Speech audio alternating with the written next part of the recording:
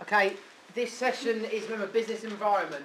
So before we even start, what are the two businesses that you're studying as part of this assignment? Poundland and Apple. It may have been given away by the sheets you have in front of you, but I'm glad you all remembered. We've done work on functional areas. That was the last bit we looked at as part of this assignment. Remember, I went through the PowerPoint and Manuka did a kind of recap activity, I think it was last week. What we're looking at now is the second part of P3, and that is organisational structures. What you've got in front of you are two sheets. One of them is a PowerPoint handout. It's got 3 slides on. What I'm going to do is give a quick introduction as to what organisational structures are, but then I want you to make some notes next to each structure about the characteristics of that structure. Okay, Zoe? Yeah. Yeah? So next to each structure you've got 3, haven't you? You've got functional, you've got matrix, and you've got geographic. Perfect, you're awake. Yeah? You've got those 3 different types of structure, and you need to make sure you're making notes next to each one about the characteristics of it. When we look at organisational structures, it literally is the makeup of the business, how the business is structured. So for example, at Highbury, you can see you've got different departments. You've got business and computing, you've got hair and beauty, you've got automotive, you've got animal care. That's kind of the makeup of this college. But then you've also got cross-college departments, or cross-college activities, such as enterprise, such as the advanced practitioners, who are the advanced lecturers. They go across the college. So what you have at Highbury is a kind of mishmash of functional and matrix. And what I'm going to do is try and give you some examples and kind of some more information as to what exactly those words mean. When we look at organisational structures, these 3 points here: division of work, lines of communication, span of control.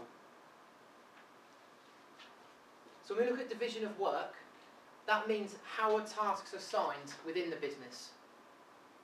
Who is responsible for what job? Is everyone together in a particular functional area, or is it project-based or product-based? So it's very, very different. The lines of communication, are they directly up, as in do we report directly to one manager in a functional area, or do we have separate people to report to? So we have a direct functional area manager, but we also have a project manager or a product manager. So it's making sure you know who to report to and the relative advantages and disadvantages of each type of structure. Alright?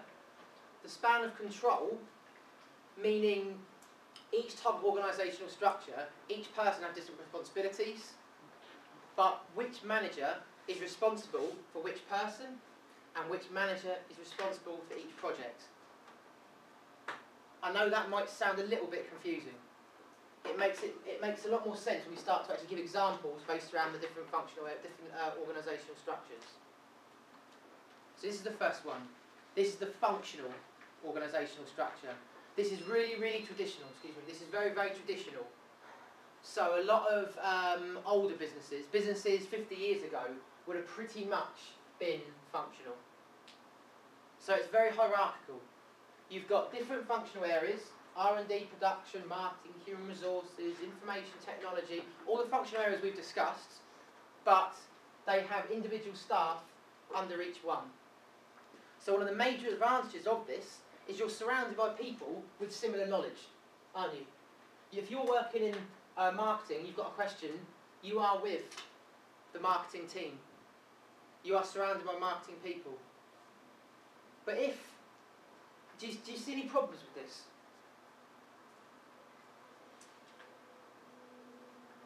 Is there any limitations of it?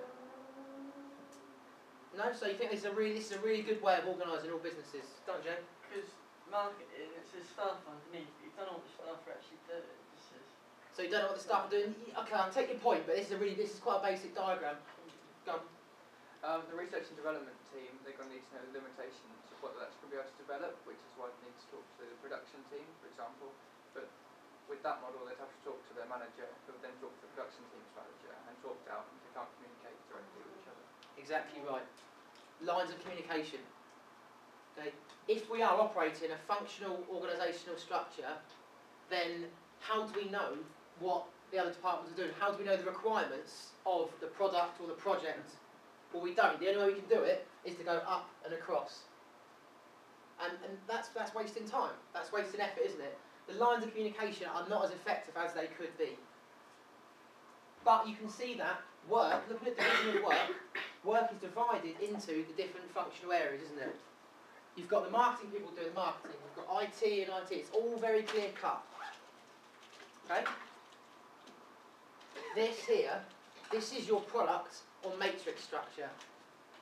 So what you have is, first of all, you have different managers. You have managers responsible for very different things, very different tasks. It's much more product orientated, hence the title. Because what you've got is, you've got specialists working together to achieve one particular goal, one particular objective. So it could be launching a particular product.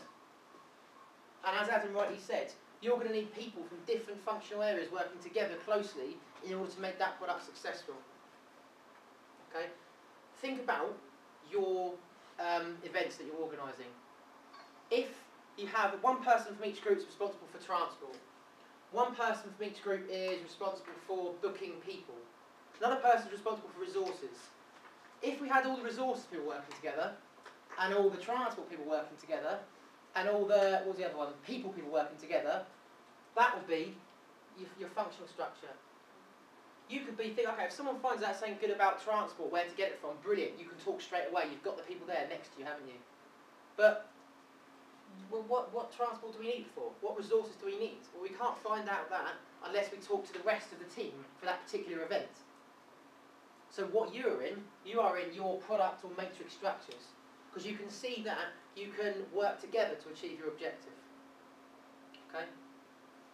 Disadvantage of this, well, you've got more management, you've got more managers, you've got more people to report back to. Okay, I hope we are making these notes, and like I said, as we're going along, because a lot of people are just looking blankly at me at the moment. You need to be making these notes as we're going along. So you can see here, if for example I am this developer here, and I have a problem, I've noticed a problem with the product, who do I go to? Who do I go to, Moses? This is me here. I've got my development manager and I've got my product manager. I've noticed a problem with the product that I'm developing. What do I do? Who do I go to? CEO. The CEO. So I just bypass everyone and basically go, right, excuse me, Bill Gates, excuse me, Tim Cook, I've got a problem. No, I think that they would be pretty pissed off if I did that. Who do I go to, Deepa? The quality project manager. Sorry, to the quality assurance manager? No. No? Product manager. I go to the product manager. Why is that? Why not the development manager? Yes, the product manager goes to him. Oh no, it could go either way. These managers are quite even in terms of their responsibilities, in terms of their authority. So you can go both. But this is the problem, isn't it? If I say, for example, it's a clear-cut issue with development, I would probably go to the development manager. If it's a problem that is to do with what I'm developing that impacts upon something else that someone's told me within the team, I might go to the product manager. If I want to book some holiday, who do I go to? So can you see the problems? One person might say yes, one person might say no. Lines of communication, span of control. These are can you see what these words are starting to mean now? Can you see the kind of the benefits and the limitations of each type of organisational structure? When we're talking about this, have in mind Apple and Poundland or Mr. Cheap or whatever you picked. So we're happy with these first two types. Functional, very traditional. You're with people that have the same expertise. There's a very, very clear line of control. Very, very clear structure, very, very clear management structure. But you don't necessarily know what other people are doing that are involved in your product. You have no communication, direct communication with other functional areas except through your manager, which can mean that communication can be very, very slow. If I need to contact another department, I'm going to try and go straight to that lecturer. I get about 50 emails a day. I know that John gets about between 200 and 250 emails a day. If I email him saying, can you contact that person, so that person contact that person, it's going to take a while, isn't it? But in certain structures, I know, for example, who's in engineering to email. In this structure, I wouldn't have a clue. So I'd have to go that way. So it limits how quick things can be done. Product and matrix, much more flexible, much more, it's product-based, project-based. You're working in groups, so you each bring your own specialism to the table. You each bring your own skill in order to achieve that objective.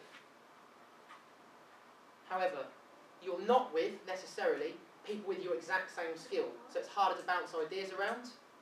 You have more management, which can always cause problems in terms of who wants to make the final decision, who do you go to with your problems. So they're very contrasting. What you must remember though, these are not mutually exclusive. You can have both in a business, and most businesses do have both. Final one, probably the most simple one to explain, it's literally geography. Okay, it's literally your organisational structure is based on your location. So it may be southeast, southwest, maybe Portsmouth, maybe UK. It's based on literally where you are within the world, within the country. So you can see there the benefits being, well, if it's within a country, you've got the same language, you've got the same time difference, you've got the same cultures, the same norms.